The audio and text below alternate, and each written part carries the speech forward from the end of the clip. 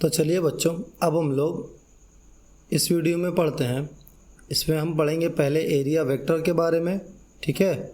और जैसे हम एरिया वेक्टर के बारे में पढ़ लेंगे उसके बाद हम पढ़ेंगे इलेक्ट्रिक फ्लक्स के बारे में, ठीक, इलेक्ट्रिक फ्लक्स के बारे में, ठीक है। तो चलिए देखिए एरिया वेक्टर क्या होता है, ठीक।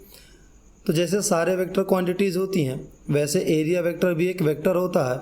इसको मैं ए वेक्टर इस तरीके से डिनोट कर रहा हूँ। तो चूंकि ये एक वेक्टर है तो इसके पास आप जानते हैं हर वेक्टर के पास मैग्नीट्यूड होता है और हर वेक्टर के पास डायरेक्शन होती है, ठीक है। तो एरिया वेक्टर के पास भी मैग्नीट्यूड होगा और डायरेक्शन होगी, ठीक है। अब देखिए मैग्नीट्यूड क्या होता है, ठीक। जिस एलिमेंट का या जिस प्लेन एरिया का हम एरिया वेक्टर ड्रॉ करते हैं उस प्लेन एरिया का जो एरिया होता है ना, एरिया का जो मैग्नीट्यूड होता है वही उसका इस एरिया वेक्टर का मैग्नीट्यूड होता है, ठीक। डायरेक्शन हम क्या लेते हैं, डायरेक्शन हम हमेशा नॉर्मल और आउटवर्ड लेते हैं, ठीक है। नॉर्मल और आउटवर्ड लेते हैं, ठीक। अब चलिए देखिए कहने का मतलब क्या है। ये एक प्लेन एरिया एलिमेंट है, ठीक है। ये एक प्लेन सरफेस है, ठीक। तो इस प्लेन सरफेस का है ना, मान लेते हैं ये रेक्टेंगल है, ठीक है। तो इस रेक्टेंगल का एरिया आप जानते होगा लेंथ इनटू ब्रेथ, और इसको मैं मान ले रहा हूँ ए, लेंथ इनटू ब्रेथ इसको मैं मान ले रहा हूँ ए। तो देखिए इसका है ना, इस पे अगर आपको इस एरिया एलिमेंट पे अगर आपको है ना इस पे अगर वेक्टर ड्रॉ करना है तो इस वेक्टर एरिया वेक्टर की जो डायरेक्शन होगी वो ये होगी, ठीक। तो ये तो हो गई इसकी डायरेक्शन, एक तो नॉर्मल होगी दूसरा आउटवर्ड होगी, ऐसे 90 डिग्री पे होगी, ठीक है। यहाँ पे नॉर्मल और आउटवर्ड। तो ये जो वेक्टर है आपका, ये नॉर्मल और आउटवर्ड, ये जो वेक्टर आपको दिखाई दे रहा है यही एरिया वेक्टर होगा। इस एरिया वेक्टर की डायरेक्शन ये है नॉर्मल और आउटवर्ड, और इसका मैग्नीट्यूड क्या होगा, इस एरिया का, इस प्लेन सरफेस का जो एरिया होगा वही इसका मैग्नीट्यूड होगा, ठीक है, जो भी इसका एरिया होगा, ठीक। अब अगर ये कर्व सरफेस हो इस तरीके से, हो सकता हो ये इस तरीके से हो, है ना, इस तरीके से कर्व सरफेस हो, क्योंकि जैसे आप अगर सिलेंडर को देखें तो सिलेंडर के केस में कर्व सरफेस ऐसे होता है, ठीक, इस तरीके से, ठीक है। तो इस केस में अगर होगा तो जैसे मान लें यहाँ पे एक एरिया एलिमेंट लिया हमने ये ds, ठीक है। तो ये जो ds वेक्टर होगा ना, ये ds वेक्टर क्या होगा, ds वेक्टर के पास दो चीज़ें होंगी, एक तो ds वेक्टर का मैग्नीट्यूड है ना, दूसरा डायरेक्शन। मैग्नीट्यूड क्या होगा, मैग्नीट्यूड इस एरिया एलिमेंट के बराबर होगा, और डायरेक्शन क्या होगी, इस एरिया एलिमेंट पे हम एक नॉर्मल आउटवर्ड डायरेक्शन ले लेंगे, ठीक है। तो इस तरीके से ये वेक्टर हमारा ds वेक्टर हो जाएगा। सिमिलरली इस पे अगर आप लेंगे तो ऐसे नॉर्मल और आउटवर्ड, इस पे अगर आप लेंगे तो इस तरीके से नॉर्मल और आउटवर्ड। अगर मैं क्यूबॉइड बनाऊँ ऐसे इस तरीके से अगर क्यूबॉइड बनाऊं, देखिए इस तरीके से, ठीक है। अगर क्यूबॉइड बनाऊं तो यहाँ पे जो एरिया वेक्टर होगा वैसे नॉर्मल आउटवर्ड होगा ऊपर की तरफ, यहाँ पे जो एरिया वेक्टर होगा वो नॉर्मल आउटवर्ड ऐसे होगा। ये नीचे वाले सरफेस का जो एरिया वेक्टर होगा वो नॉर्मल आउटवर्ड ऐसे नीचे की तरफ होगा। यहाँ का जो एरिया वेक्टर होगा वो नॉर्मल आउटवर्ड ऐसे राइट साइड होगा, ठीक है। इस तरीके से जो एरिया वेक्टर होता है उसके पास मैग्नीट्यूड और डायरेक्शन दोनों होती है, ठीक है। मैग्नीट्यूड क्या होता है, जिस सरफेस का या जिस एलिमेंट का हम एरिया वेक्टर ड्रॉ करते हैं उस सरफेस का जो मैग्नीट्यूड यानी उसका जो एरिया होता है वही एरिया वेक्टर का मैग्नीट्यूड होता है, ठीक है। डायरेक्शन हमेशा क्या होती है, नॉर्मल और आउटवर्ड, ठीक। तो इस तरीके से यहाँ पे एरिया एक वेक्टर क्वांटिटी हो गया। हम ये भी जानते हैं कि एरिया एक स्केलर क्वांटिटी होती है। तो यहाँ पे अब हमें समझ में आया कि एरिया एक ऐसा वेक्टर है जो स्केलर क्वांटिटी भी होती है और वेक्टर क्वांटिटी भी होती है, ठीक है। जहाँ पे देखिए फील्ड लाइन का कॉन्सेप्ट आता है, चाहे आप इलेक्ट्रिक फील्ड लाइन में पढ़ें चाहे आप मैग्नेटिक फील्ड लाइन में पढ़ें। इलेक्ट्रिक फील्ड लाइन में भी आपको एरिया वेक्टर की ज़रूरत पड़ेगी और मैग्नेटिक फील्ड लाइन में भी आपको एरिया वेक्टर की ज़रूरत पड़ेगी, ठीक है। तो एरिया वेक्टर का मैग्नीट्यूड सरफेस के एलिमेंट के एरिया के बराबर होगा और इसकी जो डायरेक्शन होगी नॉर्मल और आउटवर्ड होगी, ठीक है। अब देखिए इलेक्ट्रिक फ्लक्स क्या होता है। इलेक्ट्रिक फ्लक्स को समझने से पहले हम एक यूनिफॉर्म इलेक्ट्रिक फील्ड ड्रॉ कर रहे हैं। जब इलेक्ट्रिक फील्ड हम यूनिफॉर्म ड्रॉ करते हैं तो इस तरीके से इक्वली स्पेस्ड पैरेलल लाइन से ड्रॉ करते हैं। तो ये हमारी यूनिफॉर्म इलेक्ट्रिक फील्ड हो गई, और इस यूनिफॉर्म इलेक्ट्रिक फील्ड में है ना हमने ये एक एलिमेंट प्लेस किया, ठीक। तो हम देख क्या रहे हैं कि इस एलिमेंट से फील्ड लाइन पास कर रही है, ठीक है। यहाँ पे इलेक्ट्रिक फील्ड मौजूद है और यहाँ से आपकी फील्ड लाइन पास कर रही है, ठीक। तो इस एरिया एलिमेंट से इलेक्ट्रिक फील्ड लाइन पास कर रही है, ठीक है। हमें क्या पढ़ना है, इलेक्ट्रिक फ्लक्स। हमें पढ़ना है इलेक्ट्रिक फ्लक्स, ठीक है। फ्लक्स मतलब होता है some kind of flow, flux का मतलब होता है सम काइंड ऑफ फ्लो, ठीक है। किसी चीज़ का जो फ्लो होना वो आपका इलेक्ट्रिक फ्लक्स होता है, वो आपका फ्लक्स होता है, ठीक। अब देखिए यहाँ पे क्या है, यहाँ पे इलेक्ट्रिक फ्लक्स है, यानी इस एरिया एलिमेंट से इलेक्ट्रिक फील्ड फ्लो होगी, ठीक है। इलेक्ट्रिक फील्ड का मतलब इलेक्ट्रिक फील्ड लाइन इससे पास करेंगी, ठीक। तो अब ध्यान से समझिए, ये जो इलेक्ट्रिक फील्ड लाइन इससे पास करेंगी, है ना, ये जो इलेक्ट्रिक फील्ड लाइन इससे पास करेंगी, ये ऐसे भी पास कर सकती हैं, ऐसे भी पास कर सकती हैं, ऐसे भी पास कर सकती हैं, क्रॉस नहीं करेंगी एक दूसरे को, ये ध्यान रहे, ठीक है ना।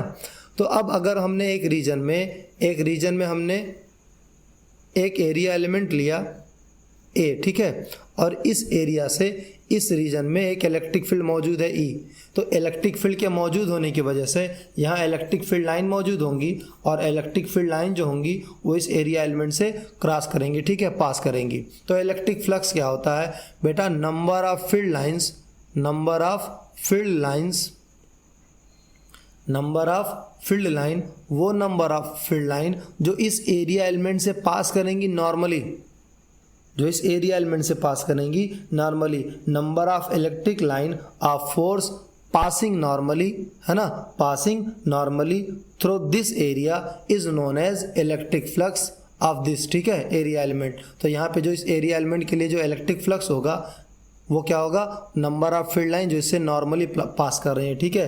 अब चूंकि नॉर्मली पास होनी चाहिए तो उसके लिए हम क्या करते हैं, ये हमने एक एरिया एलिमेंट लिया ये, ठीक है, ये प्लेन एरिया लिया एक, ठीक। अब यहाँ से जो फील्ड लाइन है हमारी वो इस तरीके से पास कर रही है, ठीक। तो देखिए सारी की सारी फील्ड लाइन ऐसे नॉर्मली पास कर रही हैं, ठीक है। तो चूंकि ये नॉर्मली पास कर रही हैं तो अब देखते क्या है, ध्यान से देखिए, इस तरीके से ये है, एज्यूम करते हैं कि फील्ड लाइन इधर भी है, फील्ड लाइन इधर भी है, फील्ड लाइन इधर भी है, फील्ड लाइन यहाँ पे भी है, फील्ड लाइन यहाँ पे भी है, यहाँ पे भी है, यहाँ पे भी है, यहाँ पे भी है। तो आप देखेंगे क्या कि फ्लक्स क्या है, जो नंबर ऑफ फील्ड लाइन इससे पास करेंगी, तो देखते हैं इसकी वैल्यू किस पे डिपेंड करेगी, ठीक है। पहला तो फ्लक्स की वैल्यू डिपेंड करेगी एरिया एलिमेंट पे, ठीक है, जो एरिया हमने लिया है, ठीक। क्योंकि देखिए अगर ये ज़्यादा होगा तो नंबर ऑफ फील्ड लाइन ज़्यादा पास करेंगी, और ज़्यादा होगा तो नंबर ऑफ फील्ड लाइन और ज़्यादा पास करेंगी, ठीक है, ठीक। उसके बाद अगर, ठीक है, डायरेक्टली प्रोपोर्शनल टू एरिया होगी। इसके बाद देखिए अगर आपका एरिया एलिमेंट स्मॉल ही हो इस तरीके से, ठीक है, लेकिन यहाँ से जो नंबर ऑफ फील्ड लाइन पास कर रहे हैं इस रीजन में जो नंबर ऑफ फील्ड लाइन पास कर रही हैं, ठीक है, वो बहुत ज़्यादा क्लोज हो जाए। बहुत ज़्यादा क्लोज होने का मतलब इलेक्ट्रिक फील्ड की वैल्यू बहुत ज़्यादा हो जाए, तो आप देखेंगे क्या कि इस एरिया एलिमेंट के अंदर से इलेक्ट्रिक फील्ड लाइन और ज़्यादा पास होने लगेंगी, यानी फ्लक्स और ज़्यादा हो जाएगा, ठीक है। तो फ्लक्स इलेक्ट्रिक फील्ड पर भी डिपेंड करता है, तो इस तरीके से फ्लक्स इन दोनों पे डिपेंड करता है, एरिया एलिमेंट पे भी डिपेंड करता है और इलेक्ट्रिक फील्ड पे भी डिपेंड करता है, ठीक है।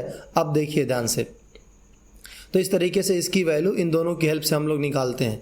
अब ये हमें दिखाई दिया कि यहाँ पे जो फ्लक्स होगा वो हमारा होगा electric field product of magnitude of electric field, है ना, into area of this plane element, ठीक है।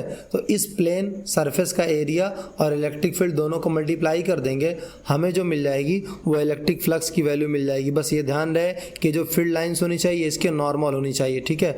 अगर नॉर्मल नहीं है, देखिए ये है एरिया वेक्टर, ठीक है, एरिया वेक्टर हमेशा इसके नॉर्मल ही होगा क्योंकि इसकी डेफिनेशन है। अगर नॉर्मल नहीं है इलेक्ट्रिक फील्ड, अगर इलेक्ट्रिक फील्ड लाइन ऐसे हैं, ठीक है, एक पर्टिकुलर एंगल बना रही हैं, इलेक्ट्रिक फील्ड लाइन अगर पर्टिकुलर एंगल बना रही हैं तो हम जानते हैं हम बस इलेक्ट्रिक फील्ड की उसी वैल्यू को लेंगे जो इस सरफेस से नॉर्मली पास हो रही होगी, ठीक है। तो नॉर्मल कंपोनेंट क्या होगा, देखिए इसका कंपोनेंट हम निकालते हैं, ये हो जाएगा ई कॉस थीटा, ठीक है। तो अगर इलेक्ट्रिक फील्ड इस प्लेन सरफेस के एरिया एलिमेंट के नॉर्मल है ना, इस सरफेस के एरिया एलिमेंट के नॉर्मल है, तो देखिए,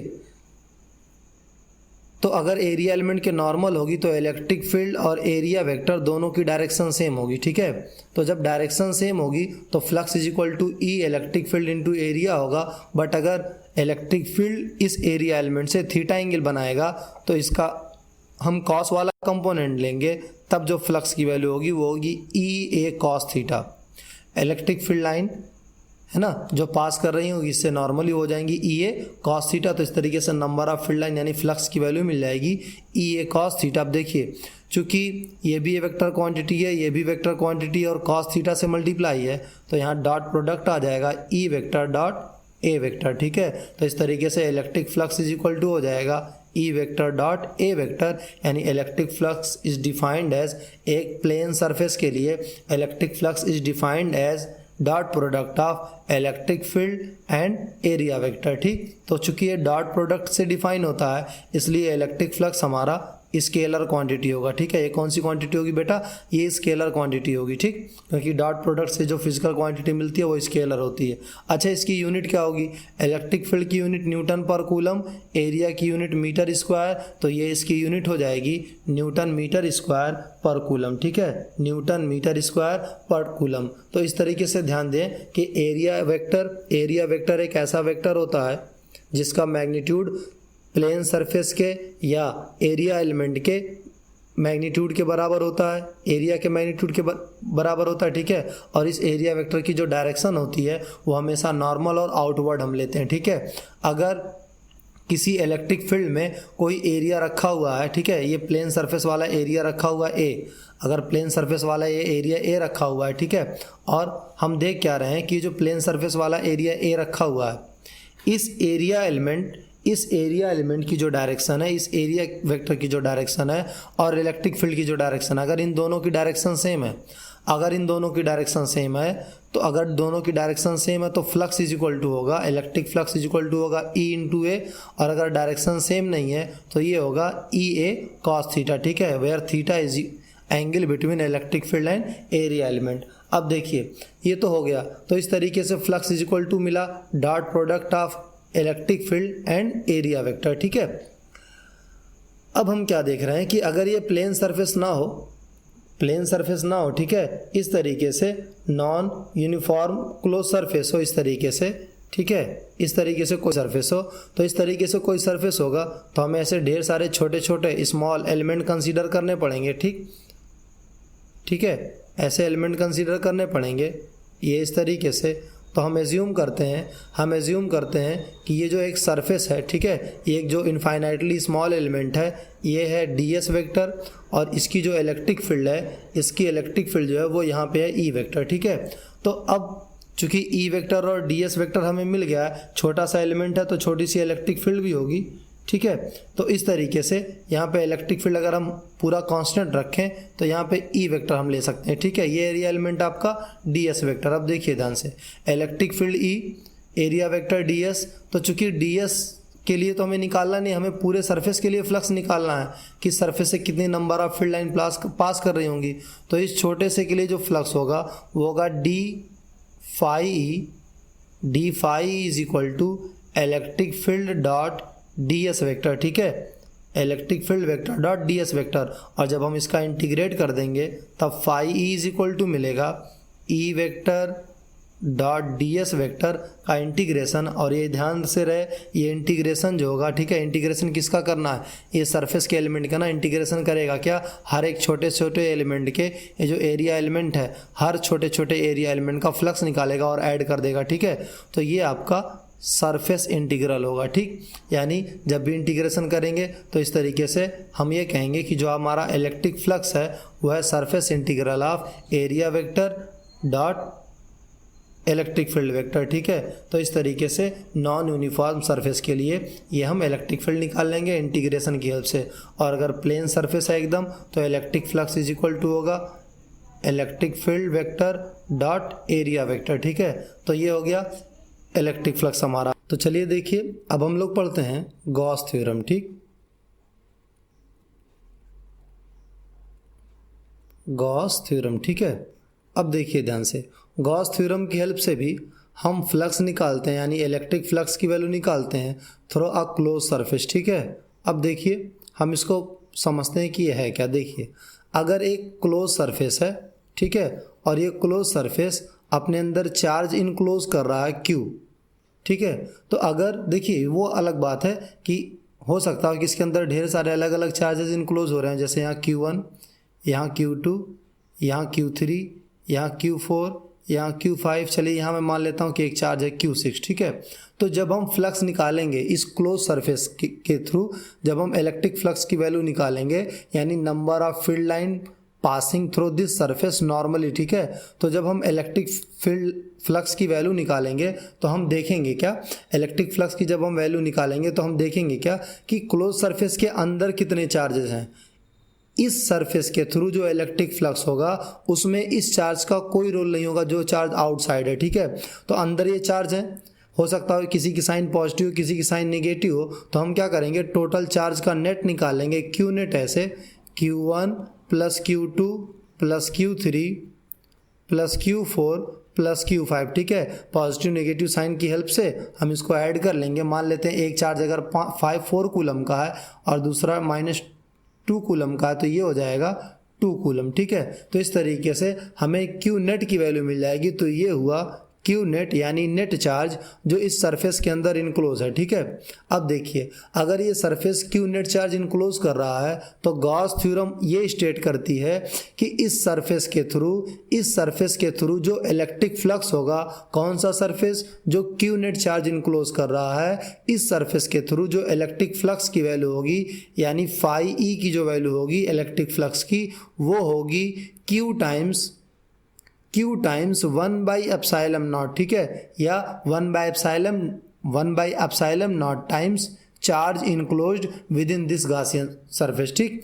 इस सरफेस ने जो चार्ज इनक्लोज किया था Q था, तो जो टोटल इलेक्ट्रिक फ्लक्स होगा इस सरफेस के थ्रू वो होगा Q/ε0, ठीक है। तो इसको आप इस तरीके से लिख सकते हैं Q इंटू 1/ε0, यानी Q टाइम्स 1/ε0 या 1/ε0 टाइम्स Q, ठीक है। Q क्या है, नेट चार्ज जो इस सरफेस के अंदर इनक्लोज कर रहा है। इलेक्ट्रिक फ्लक्स वाले टॉपिक से, है ना, हमने ये पढ़ा था कि जो इलेक्ट्रिक फ्लक्स होता है आपका, ये इलेक्ट्रिक फील्ड के टर्म में इस तरीके से एक्सप्लेन होता है कि surface integral of electric field vector dot area vector, ठीक है। तो इस तरीके से ये आपका गॉस थ्योरम का मैथमेटिकल एक्सप्रेशन हुआ कि जो फ्लक्स होगा, नेट फ्लक्स एक क्लोज सरफेस से, वो हम कैसे निकालेंगे। हम पहले देखेंगे कि उसके अंदर कितना चार्ज इनक्लोज हो रहा है, ठीक है, अपॉन ε0 से, ठीक। तो ये हमारी गॉस थ्योरम हो गई। ये ध्यान रहे, सरफेस के बाहर जो चार्ज होता है उसका आपका कोई रोल नहीं होता है, ठीक है। तो अब ये हो गई गॉस थ्योरम से भी हम इलेक्ट्रिक फ्लक्स ही निकालते हैं। इलेक्ट्रिक फ्लक्स की यूनिट हम पहले पढ़ चुके हैं, ठीक।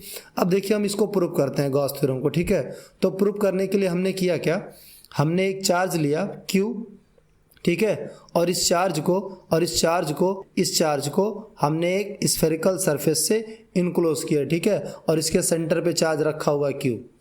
तो ये जो सरफेस से हमने इनक्लोज किया है, चार्ज तो Q था, इसको हमने एक स्फेरिकल सरफेस से इनक्लोज किया है, एक हाइपोथेटिकल सरफेस है, इससे हमने इनक्लोज किया है ना। तो ये जो सरफेस हमारा होगा इसको हम लोग बोलेंगे गॉसियन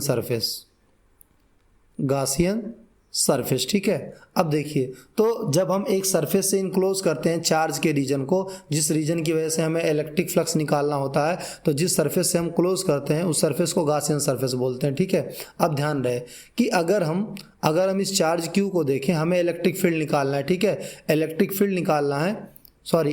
फ्लक्स प्रूव करना है, गॉस थ्योरम प्रूव करना है कि फ्लक्स जो होगा, फ्लक्स यानी surface integral of electric field dot ds vector की जो वैल्यू होगी वो होगी Q/ε0, ठीक है। तो ये हमें प्रूव करना है कि इस फ्लक्स की जो वैल्यू होगी वो Q/ε0 होगी, ठीक है। तो वैल्यू किस पे डिपेंड करे, देखिए इलेक्ट्रिक फील्ड पे डिपेंड करे, ds पे।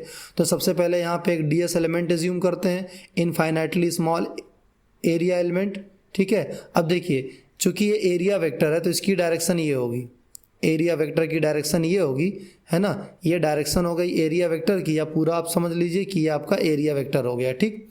अब इलेक्ट्रिक फील्ड जो होगी इस पॉइंट चार्ज की वजह से इस पॉइंट पे, उस इलेक्ट्रिक फील्ड की डायरेक्शन भी यही होगी, है ना।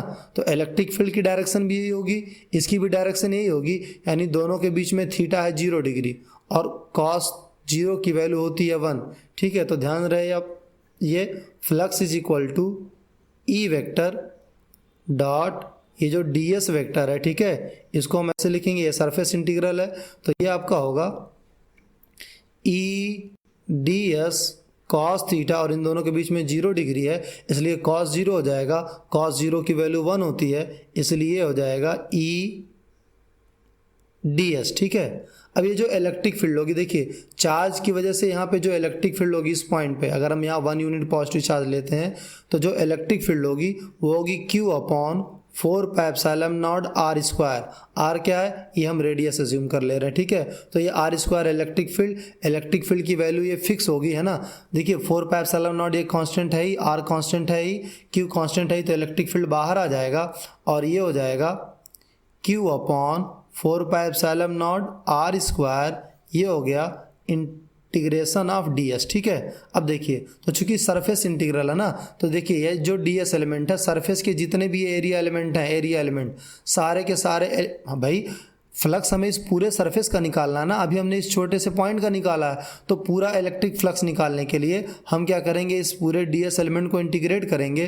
तो देखिए पूरा सरफेस जो टोटल होगा वो कितना होगा, 4πr स्क्वायर, क्योंकि स्फीयर है ना, तो चूंकि ये 4πr स्क्वायर होगा सरफेस इंटीग्रल का इंटीग्रेशन, तो 4πr स्क्वायर ये हो जाएगा आपका 4πr स्क्वायर। अब देखिए 4 से पाई कट गया, r स्क्वायर से r स्क्वायर कट गया और ये आया q/ε0। इस तरीके से हमें पता चल गया कि फ्लक्स की जो वैल्यू होगी यानी E vector dot ds vector का ये जो सरफेस इंटीग्रल होगा ये q अपॉन ε0 के बराबर होगा। q क्या है, इस गॉसियन सरफेस के अंदर जो चार्ज इनक्लोज था, ठीक है। तो इस तरीके से गॉस थ्योरम हमारी प्रूफ हो गई। अब देखिए हम गॉस थ्योरम से इलेक्ट्रिक फील्ड का भी फार्मूला बना सकते हैं और कूलम लॉ भी डिराइव कर सकते हैं। वो कैसे करेंगे, देखिए हम जानते हैं कि गॉस लॉ की हेल्प से हम जानते हैं कि जो फ्लक्स हमारा होता है वो होता है surface integral of E vector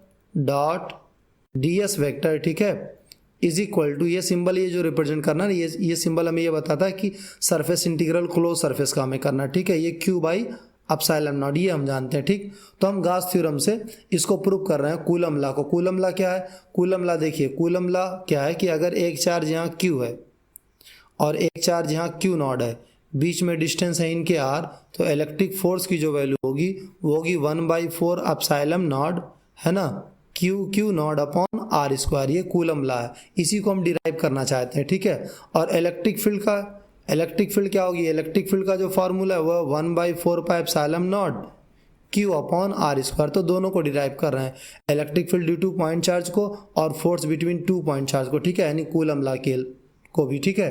तो देखिए ध्यान से, इसके लिए हमने क्या किया, हमने एक गॉसियन सरफेस लिया और इस गॉसियन सरफेस के अंदर हमने चार्ज एज्यूम किया q, ठीक है, इसके सेंटर पे, ठीक, चार्ज हमने एज्यूम किया, q एज्यूम किया। तो चूंकि इस गॉसियन सरफेस के अंदर बेटा, इस गॉसियन सरफेस के अंदर चार्ज q इनक्लोज है, इसलिए जो फ्लक्स हमारा होगा, फ्लक्स वो होगा q/ε0 की होगी, यानी जो आपके E डॉट ds की वैल्यू होगी, E डॉट ds की, ये आपका होगा q/ε0, ठीक है। अब E देखिए, E क्या होगा, अगर हम इस पर्टिकुलर एरिया एलिमेंट को लें, ds एलिमेंट को, तो यहाँ पे जो E होगी, E की वैल्यू ये इस तरफ होगी, एरिया एलिमेंट भी इस तरफ होगा, तो थीटा इज इक्वल टू 0 होगा, इसलिए ये आपका E बाहर आ जाएगा, ठीक है, E बाहर आ जाएगा और ये हो जाएगा ds, ठीक। होता तो E ds cos थीटा है, E ds cos थीटा, बस cos 0 की वैल्यू 1 आती है, तो E ds हो जाएगा, E बाहर आ जाएगा, ये ds is equal to q upon ε0, ठीक है। तो q अपॉन ε0 हो गया, ठीक। अब देखिए ये जो ds होगा, जब हम सरफेस इंटीग्रल इसका करेंगे तो ये होगा 4πr स्क्वायर, क्योंकि सरफेस एरिया जो इसका होता है 4πr स्क्वायर होता है, ठीक है। तो यानी इस पॉइंट पे बेटा, इस पॉइंट पे, है ना, जो r डिस्टेंस पे ये जो पॉइंट है, ठीक, इस पे जो इलेक्ट्रिक फील्ड की वैल्यू हो जाएगी, देखिए इसको ट्रांसफर करते हैं, वो हो जाएगी q अपॉन 4πε0 r स्क्वायर, यहाँ ε0 है, 4πr स्क्वायर इधर से आ जाएगा। तो ये फार्मूला हो गया इलेक्ट्रिक फील्ड का, ये electric field due two point charge का। अब देखिए इस पॉइंट पे इलेक्ट्रिक फील्ड हमें मालूम है कि इस पॉइंट पे इलेक्ट्रिक फील्ड E है, ठीक है। अब अगर ये चार्ज Q है और यहाँ पे हम एक चार्ज माने Q0, क्योंकि हमें कूलम लॉ निकालना है ना, तो अगर हम यहाँ एक चार्ज Q0 एज्यूम करें, तो चूंकि इस पॉइंट पे इलेक्ट्रिक फील्ड E है, इलेक्ट्रिक फील्ड E पहले से है, तो इस इलेक्ट्रिक फील्ड वाले पॉइंट पे, ठीक है, जिस पॉइंट पे इलेक्ट्रिक फील्ड E है वहाँ पे चार्ज हमने Q0 लाया है, तो चार्ज चूंकि हमने Q0 लाया है तो फोर्स कैसे मिलेगा, इलेक्ट्रिक फील्ड इस चार्ज से मल्टीप्लाई होके आपको फोर्स की वैल्यू देगी। अब देखिए इलेक्ट्रिक फील्ड कितना है, इलेक्ट्रिक फील्ड है q upon 4 pi epsilon naught R square, और ये क्यू नॉट तो क्यू इंटू क्यू नॉट। तो इस तरीके से ये कूलम लॉ हमारा डिराइव हो जाएगा, ठीक है, इस पॉइंट पे। तो इलेक्ट्रिक फील्ड का फार्मूला भी डिराइव हो जाएगा, कूलम का फार्मूला भी डिराइव हो जाएगा, ठीक है। तो इस तरीके से ये हमारा गॉस थ्योरम भी हो गई। गॉस थ्योरम क्या थी कि अगर एक सरफेस के अंदर अगर नेट चार्ज क्यू इनक्लोज है तो उस सरफेस के थ्रू जो इलेक्ट्रिक फ्लक्स फ्लो होगा वो होगा क्यू बाई एप्सिलॉन नॉट, ठीक है। क्यू आपका नेट चार्ज होगा जो सरफेस के अंदर है, सरफेस के बाहर जो चार्ज है उसका कोई रोल नहीं होगा इलेक्ट्रिक फ्लक्स में, ठीक। इसके बाद देखिए, इसके बाद हमने क्या देखा कि कूलम लॉ, है ना। इसके बाद हमने क्या देखा कि गॉस थ्योरम को प्रूफ कैसे करें। तो प्रूफ हमने कर लिया इस तरीके से, एक पॉइंट चार्ज लेके और उसको एक गॉसियन सरफेस से इनक्लोज करके, है ना, हमने इसको प्रूफ कर दिया, ठीक है। फिर हमने गॉस थ्योरम से ये भी आप डिराइव कर लिए, ठीक। गॉस थ्योरम से कूलम लॉ का फार्मूला भी डिराइव कर लिया और electric field due two point charge का भी। इसके बाद देखिए, हमने इलेक्ट्रिक फील्ड लाइन में एक टॉपिक पढ़ा था कि अगर ये कंडक्टर है ना, हमने ये पढ़ा था कि अगर ये कंडक्टर है तो इसके अंदर से कोई फील्ड लाइन नहीं ऐसे क्रॉस कर सकती। वजह क्या, देखिए, अगर फील्ड लाइन यहाँ से क्रॉस कर रही है तो यहाँ फ्लक्स होना चाहिए। बट आप सोचिए, अगर हम यहाँ गॉसियन सरफेस यहाँ ड्रॉ करें तो ध्यान रहे आपको, जो इलेक्ट्रिक फ्लक्स होता है वो होता है net charge enclosed bye with in surface, ठीक है, Gaussian surface upon epsilon not, ठीक। ये इलेक्ट्रिक फ्लक्स का फार्मूला होता है, ठीक है, गॉस थ्योरम की हेल्प से। तो अगर इलेक्ट्रिक चार्ज हम इस कंडक्टर को देते हैं तो वो सारे के सारे चार्ज तो यहाँ बाहर आउटर सरफेस पे हो जाते हैं, अंदर कोई चार्ज नहीं रहता, ठीक है। सारे सरफेस पे चार्जेस रिसाइड्स हो जाते हैं, ठीक। तो अंदर जब आप ये ड्रॉ करेंगे ना, गॉसियन सरफेस जब ड्रॉ करेंगे, बनाएंगे, तो नेट चार्ज अंदर जीरो हो जाएगा, यानी फ्लक्स जीरो हो जाएगा। अब बेटा जब फ्लक्स ही जीरो हो जाएगा तो फ्लक्स का मतलब number of line, electric field line जो फ्लो हो रही है, ठीक है। तो जब फ्लक्स ही जीरो हो गया तो इसका मतलब कोई फील्ड यहाँ अंदर से पास नहीं करेगी। यही वजह है कि इलेक्ट्रिक फील्ड लाइन एक चार्ज कंडक्टर के अंदर से नहीं फ्लो होती हैं, ठीक है। तो ये हमारा इस तरीके से गॉस थ्योरम, है ना, गॉस थ्योरम का स्टेटमेंट, गॉस थ्योरम की डेरिवेशन, गॉस थ्योरम से कैसे हम कूलम लॉ और इलेक्ट्रिक फील्ड डिराइव करेंगे, और गॉस थ्योरम से कैसे पता चलेगा कि इलेक्ट्रिक फील्ड लाइन किसी चार्ज कंडक्टर के अंदर से क्यों नहीं पास करती है, ठीक है। तो आई होप ये कॉन्सेप्ट आपको बहुत अच्छा लगा होगा बेटा। शुक्रिया।